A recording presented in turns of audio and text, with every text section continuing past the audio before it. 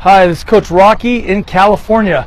I am sitting at the base of the Grapevine, which divides the great San Joaquin Valley from Southern California, and you may be able to see the cars traveling up the freeway up the hill. But I'm traveling back from the great city of Bakersfield, and where God opened up an opportunity for me to teach on tackling, okay, in particular shoulder tackling.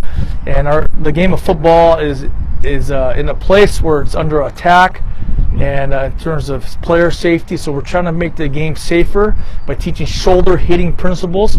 And so I had the blessing and privilege of being able to teach this principle to about 350 coaches out of Bakersfield. Bakersfield is a special place for me in particular because when I got hired as a full-time coach at the University of Southern California, Bakersfield was the very first city that I was able to recruit, and I fell in love with the people. It felt like going into the Midwest of California.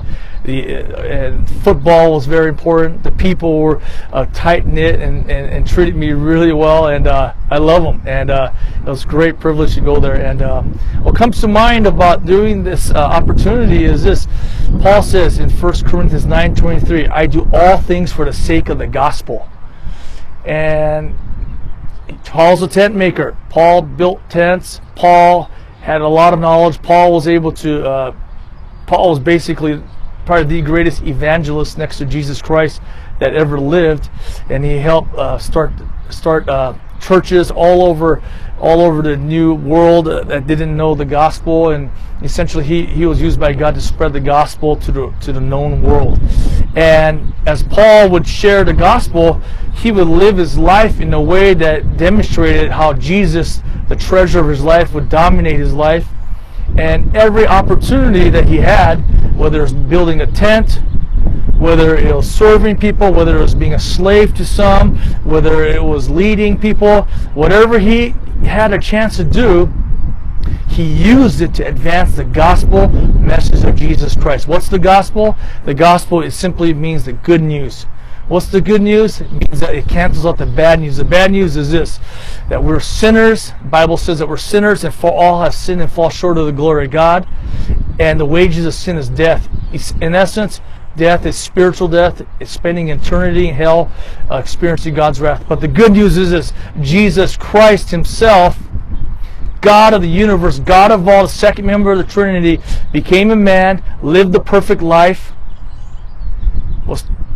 experienced the wrath of God the Father on the cross, and 3 days later rose again.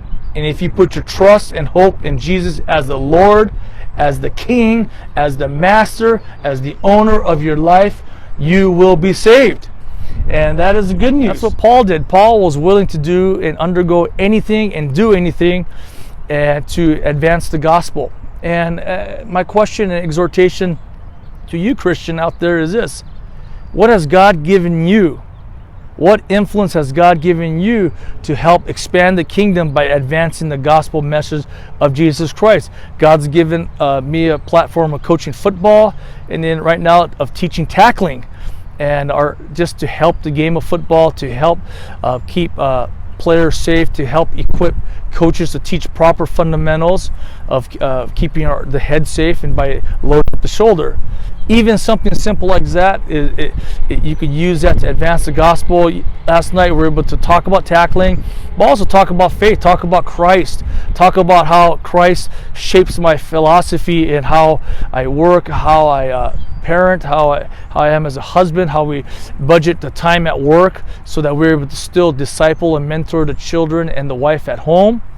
And what we talked about is just essentially what is your treasure, what is your priority. Jesus is our priority. Jesus is our treasure as Christians. Okay, and so whatever it is, we need to be gospel-centered. This happens to be gospel-centered tackling, and to whatever the role, whatever the influence that God's given you, you make it a gospel-centered whatever. Gospel-centered parenting, gospel-centered fathering, gospel-centered marriage, gospel-centered work. And so our hope and our goal is to advance the kingdom by advancing the gospel message of Jesus Christ. First to our wives, for those of us who are married, and then to our children, those of us have kids, and then to whoever else God allows us to have influence over. So anyway, I do all things for the sake of the gospel. 1 Corinthians 9:23. Paul was dominated by the gospel. So this is an encouragement to you, Christian, out there. Let's live for the gospel. Let's use whatever influence that we have to advance the gospel.